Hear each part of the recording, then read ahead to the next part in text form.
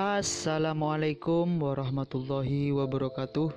Welcome to Hyuyin Channel.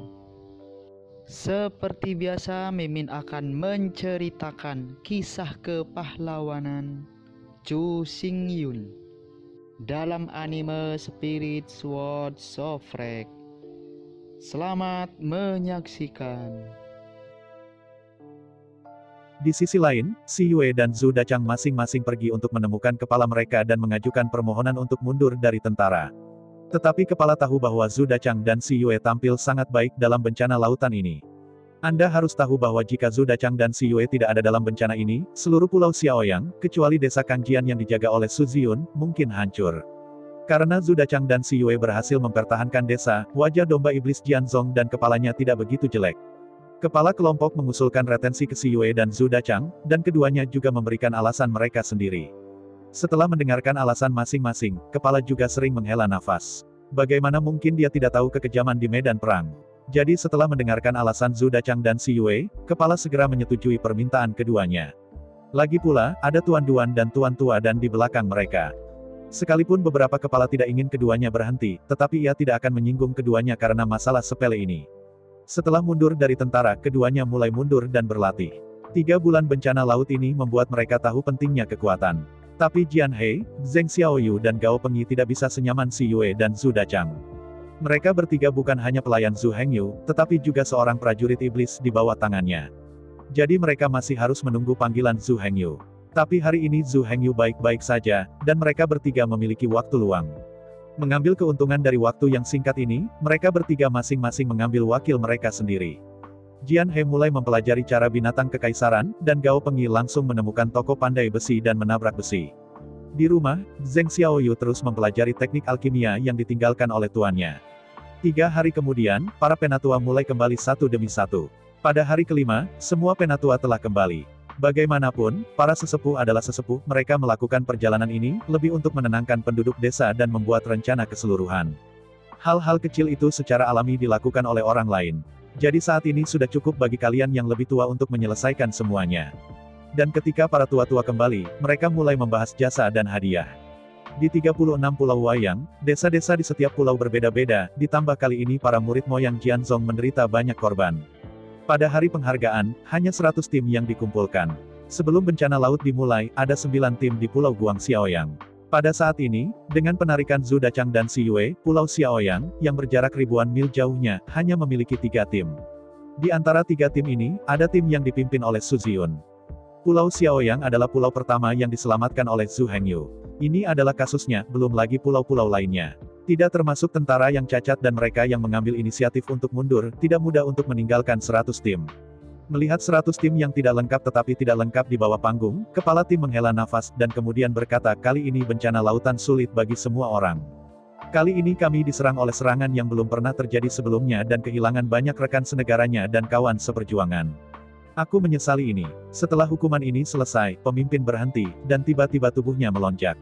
Kepala itu penuh dengan momentum, melirik semua orang di lapangan, dan berkata, tapi medan perangnya seperti ini. Karena kamu adalah pejuang, kamu harus tahu bahwa medan perang adalah tempat yang sangat kejam. Setelah mendengarkan kata-kata kepala, semua orang di lapangan melihat.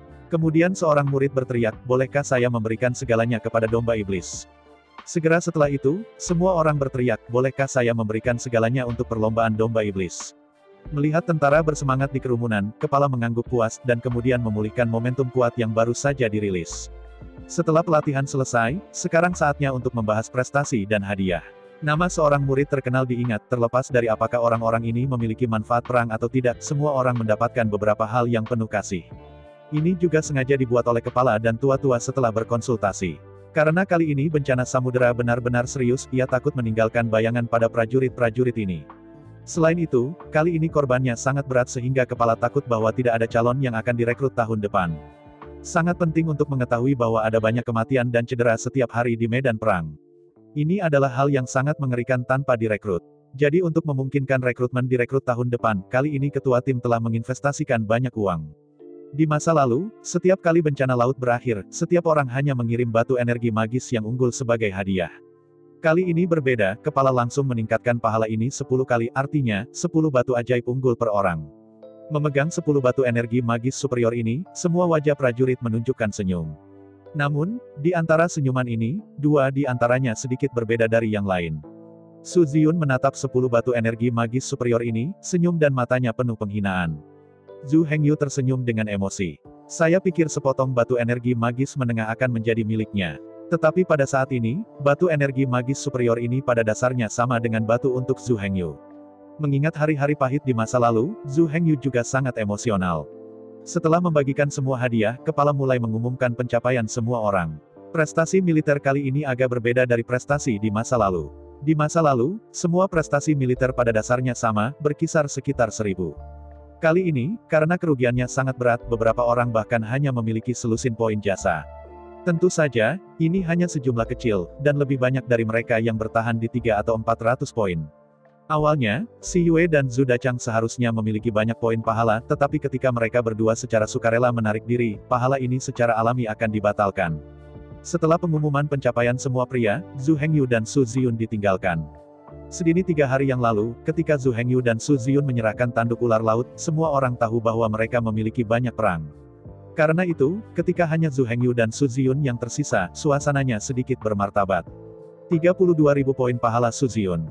Kepala itu berteriak keras. Meskipun semua orang yang hadir tahu bahwa Su Ziyun memiliki nilai 32.000, tetapi pada saat ini, semua orang tidak bisa menahan nafas. Pertama kali seorang rekrut dapat memperoleh 30.000 kredit perang, itu adalah penyihir surgawi atau keluarga yang sangat besar. Tidak peduli yang mana yang ada di dalam, orang tidak bisa merasa cemburu. Lagi pula, tidak peduli apakah itu berbakat atau lahir dalam keluarga itu, tidak terserah Anda untuk memilih. Jadi untuk 2 jenis orang ini, semua orang hanya dapat memilih untuk menerima. Tetapi ada jenis orang lain yang menyentuh keberuntungan, yang tidak termasuk dalam kategori ini. Jelas Zhu Hengyu berada di peringkat ini di mata orang lain. Namun, nama Zhu Hengyu tidak diumumkan pada saat ini, tetapi agak membingungkan. Cukup beralasan bahwa ketika ketua tim mengumumkan prestasi militer itu harus diumumkan dari belakang. Ini sudah menjadi aturan sebelumnya. Dari sudut pandang semua orang, itu harus menjadi pengumuman prestasi militer Zhu Hengyu dan pembebasan Su Ziyun. Pada saat ini, situasinya berbeda dari pemikiran semua orang. Beberapa orang telah menebak kemungkinan itu, goncangan pada mata telah mencapai tingkat yang tak tertandingi. Setelah mengumumkan prestasi Su Ziyun, akhirnya yang terakhir, Zhu Hengyu. Saya melihat bahwa Tuan telah selesai membaca upaya perang Su Ziyun, lalu berhenti, dan kemudian melanjutkan, Zhu Hengyu memenangkan total 33.000 kekuatan perang dalam bencana lautan ini. Para prajurit di bawah panggung, ketika mereka mendengar bahwa pemimpin membaca eksploitasi militer Zhu Hengyu, mereka pernah berpikir pemimpin itu salah. Sudah jelas bahwa kepala itu tidak salah. Saya melihat bahwa Master telah selesai membaca eksploitasi militer terakhir Zhu Hengyu, jadi dia menyingkirkan buku yang mencatat eksploitasi militer dan melihat ke bawah panggung dengan senyum di wajahnya. Pada saat ini para penonton sudah meledakkan panci. Beberapa orang menebak, ada yang tidak puas, dan beberapa bahkan langsung berteriak pada Zhu Hengyu karena menginjaknya. Di mata mereka, Zhu Hengyu tidak pantas memiliki begitu banyak eksploitasi militer. Di mata mereka, Zhu Hengyu seharusnya menjadi prajurit kecil yang tidak jelas, bahkan seorang pengemis kecil.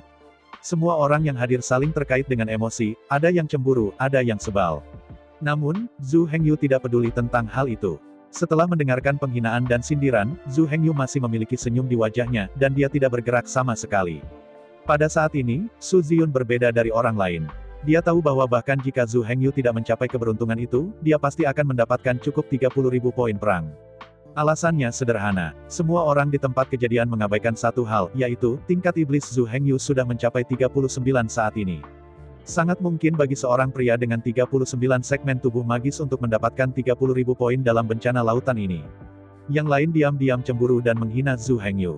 Tapi tidak ada yang peduli tentang iblis Zhu Hengyu yang sebenarnya. Namun, Su Ziyun secara alami tidak ada di antara orang-orang ini.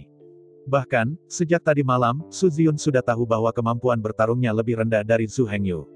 Jadi Su Ziyun tidak menunjukkan kejutan saat ini. Dia hanya tampak muram, menatap Zhu Hengyu. Anda tahu, ini pertama dan kedua, tetapi ada perbedaan kualitatif. Tidak peduli berapa banyak dilampaui, bahkan jika melebihi hanya 1 poin, itu adalah kemenangan. Tidak peduli seberapa jauh di belakang, bahkan jika hanya 1 poin di belakang, itu dikalahkan. Meski di permukaan, sepertinya tidak ada bedanya. Namun pada kenyataannya, sejak saat ini, Zhu Hengyu telah menjadi generasi muda yang paling menonjol dari moyang Jianzhong. Tidak peduli betapa hebatnya keluarga itu, keluarga Su tidak dapat mengubah apapun betapapun kuatnya itu. Bahkan jika dia kehilangan hanya sejumlah kecil kekuatan perang, Su Ziyun hanya bisa menempati peringkat kedua. Zhu Hengyu, orang pertama dari generasi muda moyang Jianzong. Dan Su Ziyun menjadi yang paling tragis. Inilah yang terjadi di dunia ini. Di antara 100 orang yang menerima hadiah, pecundang terbesar dan pecundang terburuk adalah Su Ziyun. Meskipun tempat ke-100 juga kalah, dia seharusnya berada di posisi itu. Tidak seperti Su Ziyun, jarak antara dirinya dan Zhu Hengyu tidak besar, tetapi sangat kecil. Keluarga Su menghabiskan begitu banyak uang, tetapi dia masih dihancurkan oleh Zhu Hengyu. Bagi Su Ziyun, apa yang dihadapinya benar-benar hal terakhir yang ingin dilihatnya. Melihat Zhu Hengyu dengan wajah bahagia, perut Su Ziyun meledak. Jika Su Ziyun dibuang ribuan perang kali ini, mungkin dia tidak akan begitu marah. Tapi masalahnya sekarang adalah dia kehilangan sedikit. Su Ziyun memeriksa kemarin, jika dia bersedia melindungi beberapa penduduk desa, dia akan menjadi yang pertama. Meskipun di permukaan, Zhu Hengyu memiliki 33.000 poin prestasi. Dan Su Ziyun memiliki 32.000 poin prestasi. Tampaknya ada perbedaan dari 1000 pertempuran. Namun faktanya, statistik prestasi militer hanya mencubit ribuan angka. 2.999, itu 2.000. 3.001, itu 3.000. Meskipun muncul di permukaan, jaraknya 1000 manfaat. Namun kenyataannya, Zhu Hengyu adalah 33,05. Dan Su Ziyun berusia 32.997. Pada awalnya, jika dia akan mempertahankan lebih dari 3 orang, dia akan memiliki 33.000 prestasi militer seperti Zhu Hengyu. Meski masih belum bisa mengalahkan Zhu Hengyu, setidaknya mereka bisa diikat. Menjadi kebanggaan tiada banding dari Demon Sword Sect. Melihat kemarahan Su Ziyun, Zhu Hengyu tidak bisa menahan tawa. Sekarang mereka saling berhadapan, Zhu Hengyu tidak bisa dikalahkan secara membabi buta. Zhu Hengyu tidak begitu berguna. Beberapa hari yang lalu, Zhu Hengyu menghadapi cemoohan dan ejekan Su Ziyun. Alasan dia bersabar bukan karena betapa murahnya dia. Terutama karena Zhu Hengyu telah menghitung tangan keluarga Su. Di antara mereka, tangan pertama adalah adegan yang dihadapi Su Ziyun sekarang. Jangan berpikir bahwa Su Ziyun akan membuat kesalahan seperti itu. Keluarga Su berubah menjadi 3.000 ular laut unicorn. Ini diperbaiki, dan semua orang di keluarga Su tahu itu. Dalam hal ini, bagaimana mungkin mereka tidak diizinkan untuk bertarung, dan jumlahnya terjebak pada 2.997 bukannya 3.000. Bahkan jika Su Ziyun bodoh, dia tidak tahu perhitungannya, tetapi apakah dua tuan di sampingnya yang memiliki hampir 50 pertempuran bodoh? Apakah ratusan prajurit di sekitarnya juga bodoh? Akun yang begitu sederhana, tidak ada yang bisa menghitungnya. Padahal, mereka tidak masalah. Bahkan, jumlah Su Ziyun lebih dari 3.300. Alasan untuk situasi saat ini adalah murni hasil perhitungan Zhu Hengyu. Dalam bencana lautan, desa yang ditugaskan oleh Su Ziyun adalah desa terbesar dan terkuat di Pulau Xiaoyang. Populasi desa lebih dari 3.300. Dalam bencana seluruh samudera, tidak ada penduduk di desa itu yang mati. 30 tanduk ular laut, ditambah populasi lebih dari 3.300, seharusnya memiliki 33.000 keunggulan militer. Tapi sekarang, Su Ziyun hanya mendapat 32.997 prestasi pertempuran. Alasannya sederhana. Setelah bencana laut berakhir, manfaatkan pulau ini untuk memulihkan ketenangan. Zhu Hengyu mengirim penduduk asli di pulau itu ke desa tempat Su Ziyun berada untuk memenangkan penduduk desa. Sebagai desa terkuat, ada juga banyak pejuang. Dengan penekanan Zhu Hengyu pada prajurit elit ini, bagaimana ia bisa membiarkannya pergi? Awalnya, Zhu Hengyu tidak berencana pergi ke Su Ziyun. Tetapi ketika mengobrol dengan para pejuang itu, Zhu Hengyu belajar banyak informasi. Bagaimanapun, Su Ziyun masih sedikit lebih muda, dan dia tidak membawa semua orang ketika dia menghitung prestasi militer. Bahkan, untuk membiarkan semua orang setia dan mengikutinya, dia sengaja mengungkapkan kekuatan dan kekayaan keluarga Su kepada semua orang. Dengan kata-kata Su Ziyun, ikuti keluarga Su kami dan makan daging. Awalnya, undian semacam itu masuk akal. Jika Anda tidak menunjukkan kekuatan dan kekayaan Anda, siapa yang akan bodoh, apakah Anda akan mengikuti Anda? Tapi Su Ziyun kurang beruntung. Dia tidak berharap Zhu Hengyu diam-diam akan mengirim seseorang untuk menggali sudut. Setelah meraih prestasi pertempuran yang diajukan oleh Su Ziyun, Zhu Hengyu diam-diam memulai. Lebih dari 300 orang digali secara langsung, dan prestasi militer Su Ziyun berkurang dari lebih dari 33.000 menjadi 32.097. Dengan cara ini, Zhu Hengyu benar-benar dihancurkan oleh hanya 3 orang. Beberapa orang mungkin mengatakan bahwa kekayaan dan kekuatan Su Ziyun telah terungkap. Bagaimana Zhu Hengyu dapat menarik orang? Sebenarnya, ini mudah dilakukan. Masa depan yang dijanjikan Su Ziyun, meskipun sangat menggoda, adalah ilusi. Meskipun semua orang tahu bahwa selama mereka mengikuti Su Ziyun, mereka dapat menghasilkan banyak uang di masa depan. Namun, Zhu Hengyu berbeda, dia tidak menjanjikan apapun yang ilusi, tetapi langsung menghancurkan uang. Tanpa basa-basi lagi, jangan bermain virtual, 10 juta batu energi magis dasar, datang atau tidak. Awalnya, Zhu Hengyu berencana menggali dengan hanya 2.999 orang yang tersisa. Dengan cara ini, Su Ziyun dan Su Jiaqi bisa meledak hidup-hidup. Tetapi untuk menghindari kecelakaan, disediakan 3 ruang toleransi kesalahan. Akibatnya, Su Ziyun dan keluarga Su menjadi tragis. Setelah berinvestasi begitu banyak, dia akhirnya dihancurkan oleh Zhu Hengyu. Selain itu, bahkan jika Anda kalah, Anda tidak tahu bagaimana kehilangan. Perlu disebutkan bahwa statistik pangkat militer tidak dapat dimasukkan oleh keluarga Su, juga tidak dapat digunakan. Bahkan dapat dikatakan bahwa mereka tidak berani melakukan intervensi sama sekali.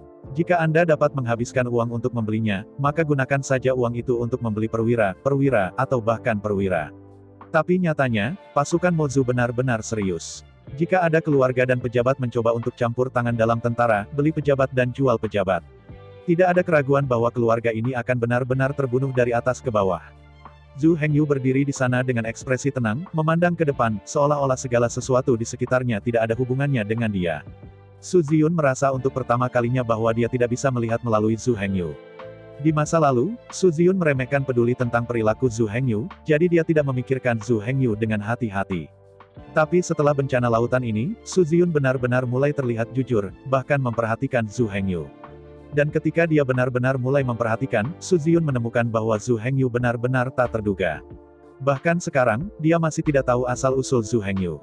Seperti kata pepatah, mengenal diri sendiri dan mengetahui yang lain bukanlah pertempuran. Memiliki lawan yang tidak bisa ditembus adalah hal yang sangat buruk. Su Ziyun memutuskan bahwa setelah hari ini, dia harus membiarkan orang-orang memeriksanya, lawan yang tak terduga ini. Tapi Zhu Hengyu tidak banyak berpikir saat ini. Bahkan mendengarkan ejekan dan hinaan, dia masih sedikit senang. Zhu Hengyu menyukai perasaan seperti ini bahwa kamu tidak bisa mengalahkanku dan merasa tidak berdaya bagiku. Setelah beberapa saat, suara di tanah perlahan menjadi lebih kecil. Kebanyakan orang menemukan penghinaan dan ejekan Zhu Hengyu terhadap mereka, dan mereka benar-benar tidak tergerak. Orang-orang ini tidak mendapatkan jawaban Zhu Hengyu dan merasa bosan, jadi mereka bertemu.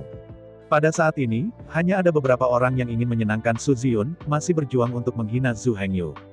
Zhu Hengyu secara alami tidak akan mengikuti ini, untuk menyenangkan Su Ziyun dan bukan pengetahuan umum tentang wajah. Pada saat ini, kepala akhirnya mengeluarkan suara. Batuk. Kepala batuk 2 kali dan memberi tanda bahwa semua orang di lapangan akan diam.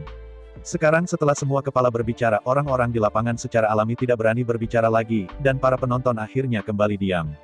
Setelah melirik kerumunan di bawah panggung, wajah kepala menjadi serius. Aku tahu kamu memiliki keraguan tentang pertempuran ini, tapi aku akan menekankannya di sini.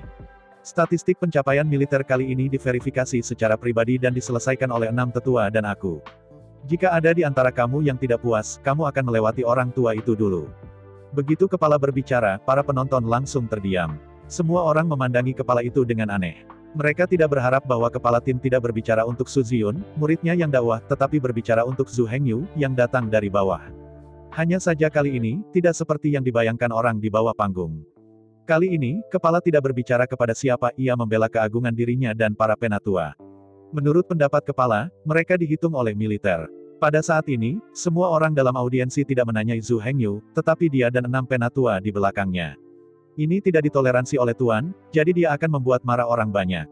Anda tahu, begitu semua orang mempertanyakan statistik prestasi perang, Departemen Militer pasti akan mengirim orang untuk menyelidiki. Setelah ditemukan bahwa memang ada masalah, kepala dan ke-6 penatua harus menyala. Bahkan jika masalahnya tidak ditemukan pada akhirnya, mereka pasti akan menekuk topi kekaisaran besar mereka di kepala mereka. Bahkan, tidak ada seorang pun berani tertipu di tautan ini. Kekayaan dan kekuatan keluarga Su tidak bisa digoyahkan. Di klan iblis, berani memalsukan di departemen militer, menipu dan menyembunyikan, itu adalah kejahatan serius bagi klan. Bagaimanapun, kepala dan ke-6 penatua tidak akan pernah membiarkan diri mereka ternoda dalam hal ini. Karena ini, mereka tidak merawat wajah Su. Anda memiliki 32.977 eksploitasi militer, itu saja, itu tidak akan dikenakan biaya banyak. Tidak ada yang berani memberi mereka lebih banyak. Meskipun kelihatannya ada di permukaan, bahkan jika itu menghitung beberapa orang lagi, itu sepertinya bukan masalah besar. Namun faktanya, sekali lagi dihitung, Zhu Hengyu kemungkinan akan mengajukan pertanyaan dan mengajukan permohonan ke arbitrase militer. Begitu departemen militer turun, kesenangannya luar biasa. Belum lagi, desa Su Ziyun penuh dengan 2.997 orang. Ini hampir 3.000 orang semua tahu angka sebenarnya. Mereka semua dapat membuktikan bahwa pemimpin dan 6 penatua menipu. Begitu bodoh, begitu mudah untuk didekonstruksi dan diverifikasi, bahkan jika otaknya rusak, tidak ada yang berani melakukannya. Baik kepala rumah dan 6 orang tua adalah orang-orang dengan keluarga dan bisnis.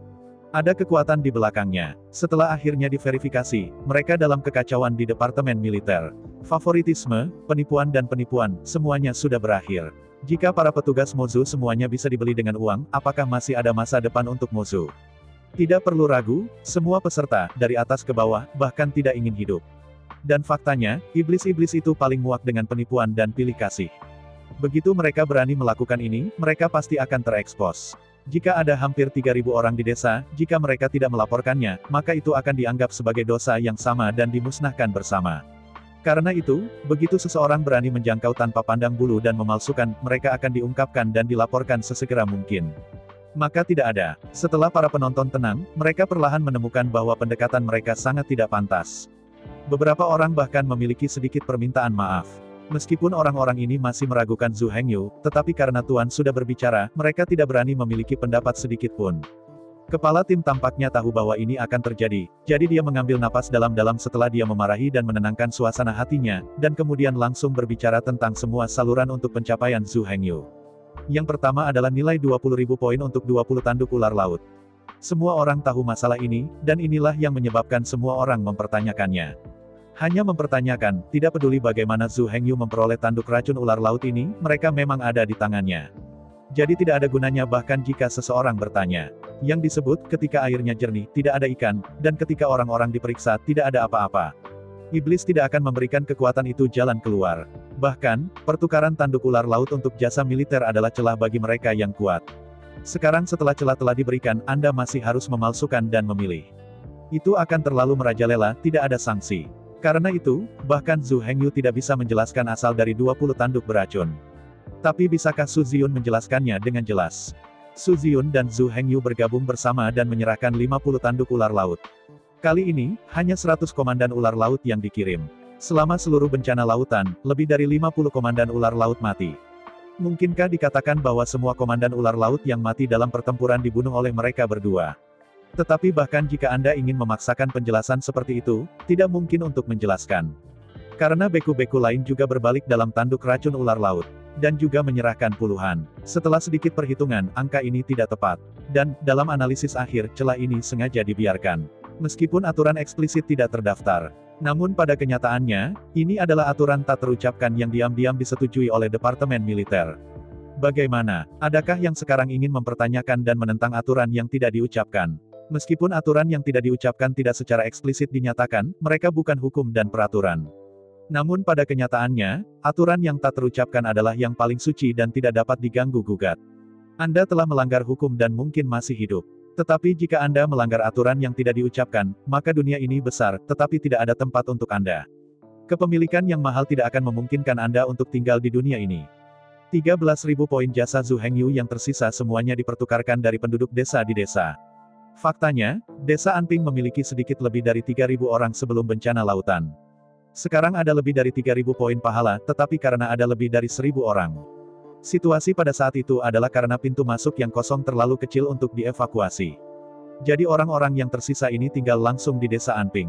Untuk penjelasan orang-orang ini, Zhu Hengyu hanya mengatakan bahwa ia menyelamatkan kapal karam.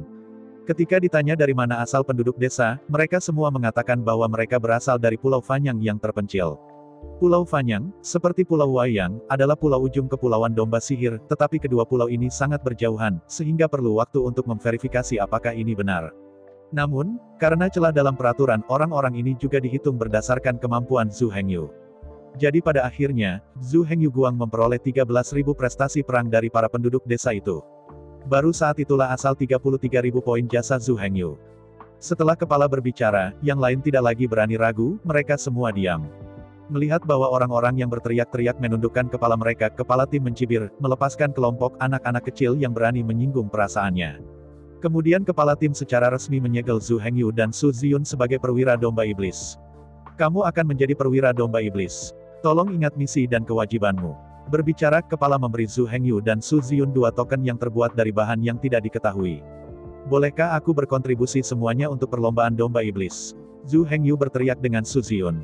Setelah berteriak, dua talenta mengambil alih token milik perwira domba iblis di tangan mereka.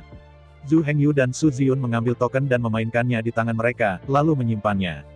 Kepala itu terus berkata, langkah selanjutnya adalah menutup tanah. Kepala berkata di sini bahwa Zhu Hengyu dan Su Ziyun terkejut. Mereka sedang menunggu saat ini. Kemudian kepala mulai membiarkan keduanya memilih tanah. Su Ziyun memilih Pulau Xiaoyang seperti yang diharapkan. Keluarga Su telah membayar terlalu banyak untuk Pulau Xiaoyang.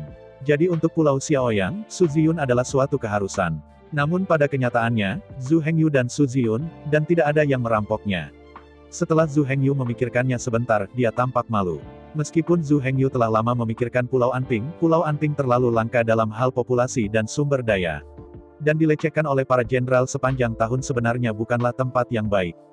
Jadi untuk memilih Pulau Anping, Zhu Hengyu hanya dapat bertindak untuk sementara waktu. Setelah berjuang sebentar, Zhu Hengyu menghela nafas dengan lembut dan berkata dengan lembut, lupakan, ayo pilih tempat yang membawaku keberuntungan. Kemudian Zhu Hengyu memilih Pulau Anping. Meskipun Zhu Hengyu berkata pelan pada dirinya sendiri, sebenarnya semua orang di lapangan mendengarnya mengatakan ini. Dan kalimat ini sengaja dilakukan oleh Zhu Hengyu. Dia ingin semua orang berpikir bahwa Zhu Hengyu tidak bisa memulai, dan akhirnya memilih Pulau Anping karena dia bisa membawa keberuntungan untuk dirinya sendiri. Dan jelas semua orang dibutakan oleh keterampilan akting Zhu Hengyu. Bahkan kepala tim menyaksikan Zhu Hengyu akhirnya memilih pulau itu, dengan senyum tipis di wajahnya. Meskipun Su Ziyun sedikit mengernyit, dia tidak terlihat terlalu bingung. Karena penjelasan kalimat Zhu Hengyu masih masuk akal. Melihat semua orang merasa lega, Zhu Hengyu tidak bisa menahan tawa. Meskipun di permukaan, pilihan Zhu Hengyu tampaknya sangat buruk. Namun pada kenyataannya, pilihan Zhu Hengyu dipertimbangkan dengan cermat. Situasi saat ini adalah Zhu Hengyu tersembunyi dalam kegelapan, dan tidak ada yang tahu situasi spesifiknya. Meskipun keluarga Su memiliki karir yang hebat, ia memiliki kekuatan untuk menjadi kuat. Tapi mereka terlalu besar, dan mereka berdiri di bawah matahari besar, semuanya tidak ada yang disembunyikan. Karena hubungan keluarga yang hebat, banyak rahasia mereka tidak dapat disimpan. Kali ini, rencana dan tata ruang keluarga Su di Pulau Xiaoyang sudah terkenal. Seluruh Demon Sword Sect, dan bahkan seluruh Pulau Wayang, yang tidak tahu apa yang akan dilakukan keluarga Su. Zhu Hengyu tidak menghentikan Riders keluarga Su di Pulau Xiaoyang. Tidak hanya itu tidak berhenti, tetapi jika mungkin, dia diam-diam akan menyumbangkan uang untuk membantu keluarga Su untuk mengembangkan dan membangun Pulau Xiaoyang. Jika keluarga Su dikhususkan untuk menjaga Pulau Wayang, bahkan jika Zhu Hengyu memiliki kekayaan orang kaya dan musuh, tidak ada cara untuk mengambil keluarga Su. Saat ini, setidaknya 30% penduduk Pulau Wayang bekerja untuk keluarga Su. Menggenggam rambut Su dapat mengangkat tanah Pulau Wayang hingga 3 kaki. Meskipun Zhu Hengyu memiliki kekayaan luar biasa, pikirkan tentang hal itu. Bahkan jika Anda pergi ke kota aneh dengan banyak uang, bagaimana ia akan berkembang? Menumpahkan uang secara langsung tidak akan berhasil. Pendekatan seperti itu hanya akan membuat Zhu Hengyu mati sangat dini dan sengsara. Dalam waktu kurang dari 3 hari, dia mungkin dipandangi oleh berbagai kekuatan, dan kemudian tertelan. Dapat dikatakan bahwa jika keluarga Su tidak mati sendiri, maka dominasi komersial keluarga Su terhadap pulau domba asing tidak tergoyahkan, dan Anda akan menjadi tidak berguna tidak peduli berapa banyak uang. Semua industri besar ada di tangan keluarga Su. Jika Anda punya uang, Anda hanya bisa pergi ke industri rumah mereka untuk mengkonsumsinya. Bahkan jika Anda ingin membeli, orang lain mungkin tidak menjual Anda. Bahkan Zhu Hengyu membeli semua industri keluarga Su dengan harga super tinggi. Tetapi sebagai hasilnya, keluarga Su sangat senang dengan jumlah dana yang sangat besar dan dapat pergi ke pulau lain untuk pembangunan. Selama ada uang, ada 3.000 kelompok pulau di Kepulauan Moyang. Dengan cara ini, Zhu Hengyu tidak hanya bisa menghukum keluarga Su. Sebaliknya, keluarga Su ditopang dalam sekejap, dan itu sangat kaya. Karena itu, dalam situasi di mana musuh adalah rahasia, Zhu Hengyu, Zheng Xiaoyu, dan kepala desa tirani tua berkumpul untuk belajar untuk waktu yang lama. Akhirnya, sebuah rencana dibuat. Bukankah keluarga Su akan mengembangkan dan membangun Pulau Xiaoyang? Sangat bagus, Anda bisa berkembang, Anda bisa membangun. Jika ada kekurangan bahan dan material, Zhu Hengyu juga dapat membantu mereka mengumpulkan uang. Bahkan dengan semua bahan yang diangkat, Zhu Hengyu tidak bisa menghasilkan uang sepeser pun dan menjualnya dengan harga murah. Dalam rencana Zhu Hengyu, Pulau Tianmo pasti akan dimenangkan. Tetapi sangat dekat dengan Pulau Tianmo, dan Pulau Xiaoyang yang berdekatan juga akan dimenangkan bersama. Jika keluarga Su ingin mendirikan basis keluarga, mereka akan membangunnya. Untuk area pangkalan ini, keluarga Su pasti tidak ada biaya dan putus asa. Tapi rencana Zhu Hengyu sangat kejam. Setelah keluarga Su bangkrut dan akhirnya membangun Pulau Xiaoyang, itu selesai.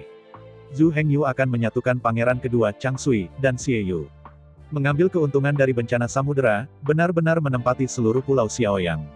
Faktanya, semua pembangunan keluarga Su tidak lebih dari membantu Zhu Hengyu. Semakin baik mereka membangun dan semakin banyak mereka berinvestasi, semakin besar keuntungan Zhu Hengyu.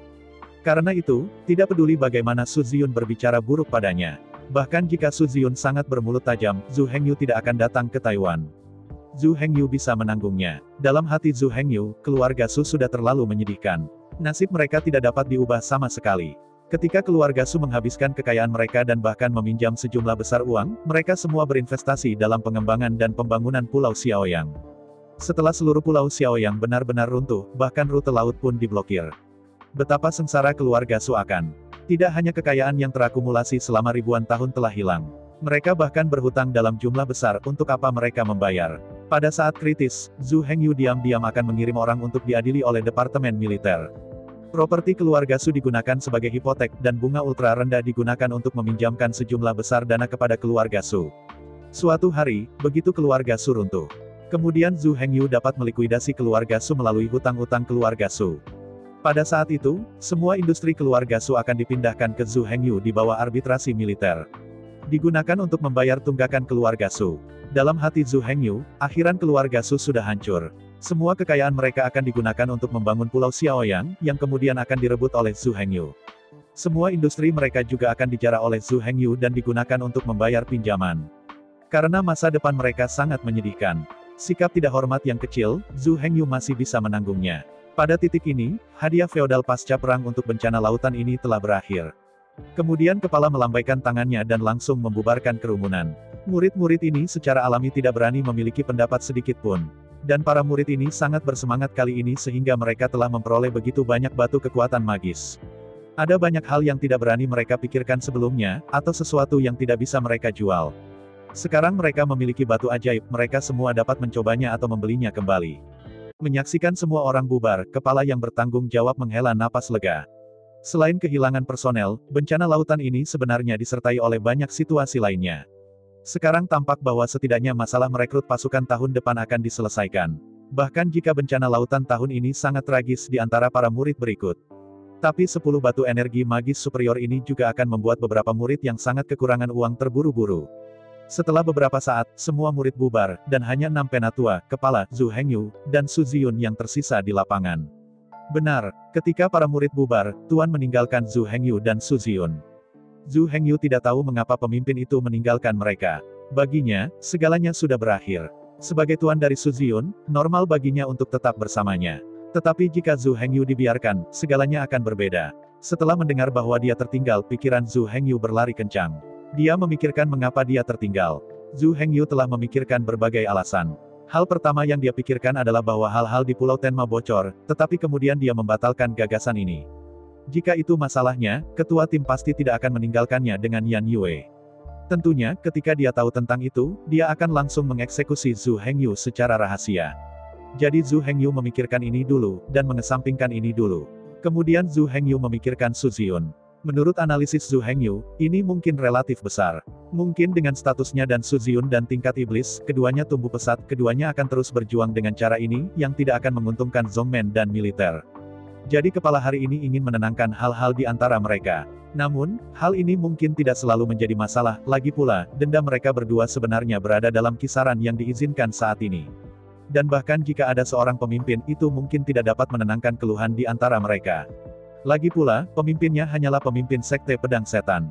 Dia bisa mengendalikan Zhu Hengyu, pengemis kecil tanpa nama, tapi dia tidak bisa benar-benar mengendalikan Su Ziyun dengan keluarga Su di belakangnya. Anda harus tahu bahwa Su Ziyun adalah orang yang memulai dendam ini pada awalnya. Dan sekarang keduanya memiliki momentum ujung jarum kemaimang.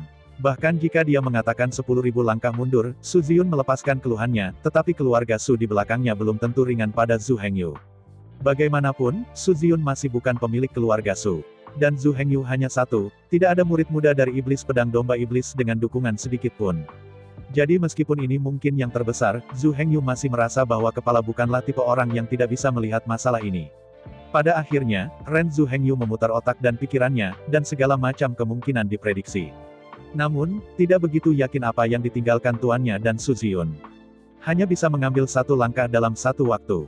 Zhu Hengyu menghela nafas. Setelah kepala memperhatikan bahwa semua murid telah pergi, ia segera memecat para tetua.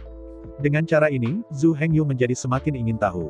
Tetapi melihat cara para penatua berjalan, tampaknya tidak ada sedikit kelainan. Hati Zhu Hengyu sedikit lega. Setidaknya itu bukan situasi yang buruk baginya, jika tidak, kepala tidak akan pernah membiarkan para penatua ini mundur. Setelah menyaksikan para tetua dari 6 tetua bubar, kepala itu akhirnya berbicara kepada Zhu Hengyu dan Su Ziyun dan berkata, ikut aku. Nada kepala sangat tenang, setelah berbicara, dia tidak menunggu Zhu Hengyu dan Su Ziyun berbalik dan berjalan ke satu arah. Wajah Zhu Hengyu tidak jelas, tetapi dia tetap melanjutkan. Su Ziyun menunduk dan tidak tahu apa yang dia pikirkan. Setelah Zhu Hengyu pergi, dia mengangkat tumitnya. Zhu Hengyu dan Su Ziyun hanya mengikuti kepala, dan berbalik di antara sekte pedang setan. Sementara ketiganya berjalan di pegunungan, Zhu Hengyu selalu menghitung posisi mereka saat ini. Dengan perubahan pemandangan di sekelilingnya, Zhu Hengyu terkejut menemukan bahwa mereka dipimpin oleh Tuan ke tempat terlarang dari Demon Sword Sect. Setelah beberapa saat lagi, mereka bertiga berhenti di tempat tinggal sang pemimpin. Tempat di mana pemimpin hidup secara alami adalah tempat terlarang di antara sekte pedang iblis domba, dan murid biasa tidak memiliki kesempatan untuk melihatnya. Jadi saat ini Zhu Hengyu memandangi pondok yang anggun dan sederhana ini menjadi kediaman kepala rumah, dan terasa sangat luar biasa. Dalam kesannya, di antara Demon Sword Sect, semakin tinggi posisinya, semakin besar tempat tinggalnya. Bahkan seorang kakak laki-laki Xiyue memiliki tempat tinggal yang begitu besar. Zhu Hengyu tidak pernah membayangkan bahwa penguasa kontemporer sekte pedang iblis-iblis sebenarnya tinggal di gubuk sederhana ini. Su Ziyun di sisi lain telah mengangkat kepalanya saat ini, tetapi dia tidak terkejut seperti Zhu Hengyu tentang kediaman kepala. Bagaimanapun, Su Ziyun, sebagai murid utama, datang ke sini hampir setiap hari. Su Ziyun tidak bisa lebih mengenal tempat ini, dan tentu saja itu tidak seperti Zhu Hengyu. Setelah tiba di kediaman, setelah kepala berhenti, dia membuka pintu langsung dan membiarkan mereka berdua masuk. Su Ziyun mengikuti dengan ekspresi kosong. Setelah sedikit ragu, Zhu Hengyu juga mengikuti dan masuk. Setelah Zhu Hengyu, yang akhirnya memasuki pintu, menutup pintu, kepala rumah memberi isyarat bahwa keduanya akan duduk. Keduanya juga sopan, dan menemukan tempat untuk duduk. Setelah menyaksikan Zhu Hengyu dan Su Ziyun duduk, mereka menghela nafas perlahan sebelum berkata pelan, aku tahu kamu punya dendam. Ketika Zhu Hengyu mendengar kata-kata tuannya, dia terkejut, dan dia ditebak. Tapi kemudian kata-kata kepala itu membuat Zhu Hengyu agak berkabut. Aku tidak akan campur tangan dalam masalah antara juniormu. Aku tidak peduli apa keluhanmu. Aku tidak peduli bagaimana kamu melakukannya. Tapi satu hal yang harus kujelaskan kepada kalian berdua.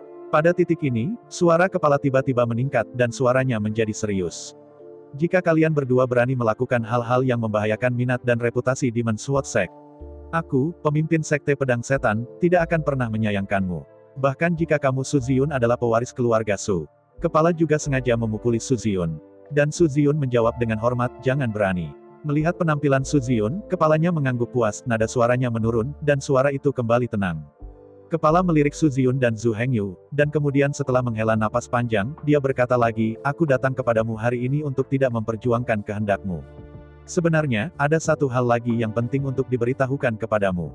Su Ziyun tampaknya sudah lama tahu bahwa kepalanya akan sangat umum, jadi wajahnya tampak sangat tenang saat ini. Itu adalah beberapa kata yang dikatakan kepala tentang dendam keduanya, yang membuat wajah Su Ziyun terlihat tak terduga. Jelas, hal berikutnya yang ingin dikatakan kepala adalah alasan mengapa mereka berdua datang ke sini hari ini. Adapun kata-kata sebelumnya, tampaknya hanya kata-kata bahwa kepala toko naik karena kemauan. Hanya saja Zhu Hengyu tidak memiliki hubungan dan jaringan berita Su Ziyun. Jadi Zhu Hengyu dan Su Ziyun adalah kebalikannya. Wajah Zhu Hengyu tenang ketika kepalanya berbicara tentang keluhan mereka. Pada saat ini, saya tiba-tiba menemukan bahwa kepala tim sedang mencari mereka, tetapi bukan karena masalah ini, dia tidak bisa menahan diri untuk bertanya-tanya dalam hatinya, dan wajahnya juga tampak ragu-ragu. Kepala tim melihat ekspresi kedua pria itu, dan hanya tersenyum kecil, lalu melanjutkan, pertama-tama, aku masih ingin memberi selamat padamu, dan memenangkan posisi mulia Centurion of the Demon. Tetapi kemudian kepala tim berbalik dan melanjutkan, namun, jika Anda ingin menjadi centurion nyata, Anda tidak bisa mengandalkan kekuatan Anda saat ini.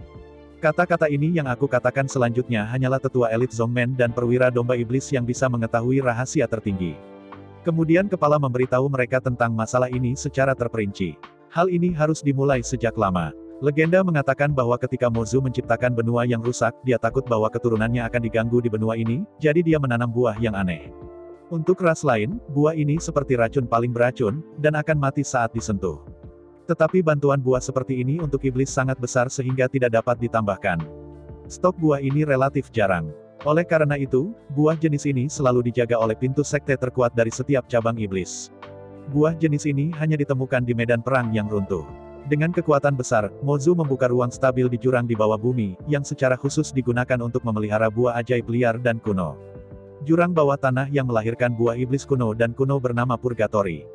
Hanya nyala dari pusat bumi yang dapat menyingkat gas kacau dan energi sihir yang tak ada habisnya menjadi buah ajaib. Selama 100 juta triliun tahun terakhir, tidak peduli bagaimana gerbang sekte terkuat dari cabang utama iblis berubah. Gerbang sekte terkuat akan bergerak ke pintu masuk api penyucian, dan membayar semua untuk melindungi. Ini juga aturan Mozu yang ditinggalkan oleh Mozu. Dengan aturan ini diberlakukan, tidak ada satupun dari iblis yang berani untuk tidak mematuhinya. Selain itu, Mozu juga menetapkan bahwa buah ajaib seperti itu harus dibagikan oleh seluruh Mozu, dan tidak dapat ditempati oleh keluarga. Tetapi jumlah buahnya sangat sedikit, tentu tidak mungkin bagi semua orang untuk berbagi. Jadi sekolah-sekolah utama dan pasukan iblis membuat kesepakatan. Artinya, jenis buah ini hanya dapat diperoleh oleh orang-orang dengan lebih dari 30 segmen tubuh sihir, dan kualifikasinya tidak boleh terlalu rendah. Dan itu hanya dapat diperoleh dari posisi di atas para tetua sekolah utama, atau posisi di atas perwira domba iblis tentara.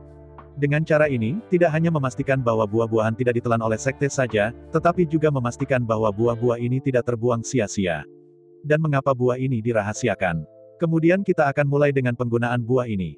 Jenis buah ini memiliki nama yang mendominasi Fanggu Juta Buah Ajaib. Untuk Demon Rache, buah sihir kuno yang sunyi ini tidak dapat memperkuat tubuh sihir atau meningkatkan kemurnian garis keturunan, juga tidak dapat meningkatkan afinitas kekuatan sihir. Tetapi bahkan jika ini masalahnya, masing-masing buah sihir kuno yang sunyi masih memiliki efek besar untuk ras iblis. Selama Anda mengambil buah yang sunyi ini, orang yang memakannya akan bisa mendapatkan kemampuan yang disebut demonisasi. Tidak ada yang tahu mengapa setan memiliki efek seperti ketika mereka melayani buah ajaib kuno yang sunyi ini. Belum ada yang menjelajah. Semua orang Mozu menganggap buah ini sebagai bantuan iblis untuk keturunan ini. Efek demonisasi ini sangat jelas untuk promosi iblis. Hal ini juga dengan bantuan 10.000 buah iblis kuno iblis bahwa ras iblis dapat berdiri di benua yang rusak ini selama bertahun-tahun dan bertarung melawan 3 ras lainnya, serta bintang-bintang dan makhluk abadi. Setelah efek iblis dihidupkan, orang-orang iblis akan memasuki bentuk iblis, dan orang-orang iblis dalam bentuk iblis akan secara langsung meningkatkan level tubuh iblis untuk beberapa tahap. Namun, bentuk ajaib ini tidak dapat dipertahankan untuk waktu yang lama. Bagaimanapun, formulir ini benar-benar terlalu banyak, jadi ada cukup banyak batasan pada formulir ini.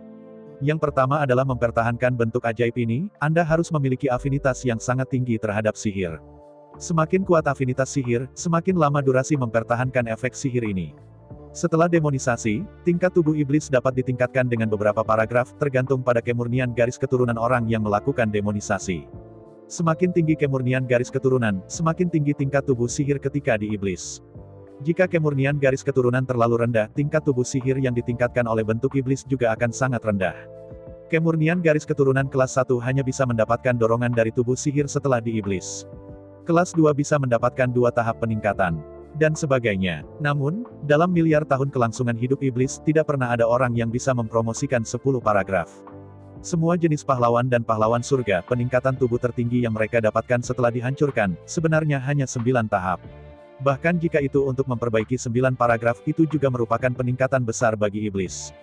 Justru karena efek penguatan dari iblis kuno 10.000 buah iblis bahwa ras iblis dapat bersaing dengan ras yang kuat tanpa kehilangan tanah. Setelah mendengarkan pengenalan buah ajaib kuno yang sunyi ini, Zhu Hengyu terkejut dan tak bisa berkata-kata. Dan Su Ziyun sangat tenang. Su Ziyun rupanya tahu tentang keberadaan buah ajaib kuno yang sepi itu. Dia bahkan tahu bahwa kepala tim datang kepada mereka hari ini hanya untuk memberi mereka buah kuno. Tapi Zhu Hengyu tidak memiliki latar belakang keluarga Su Ziyun. Jadi untuk pertama kalinya, Zhu Hengyu mendengar bahwa ada harta seperti itu di antara Demon Raches, dan dia benar-benar terkejut.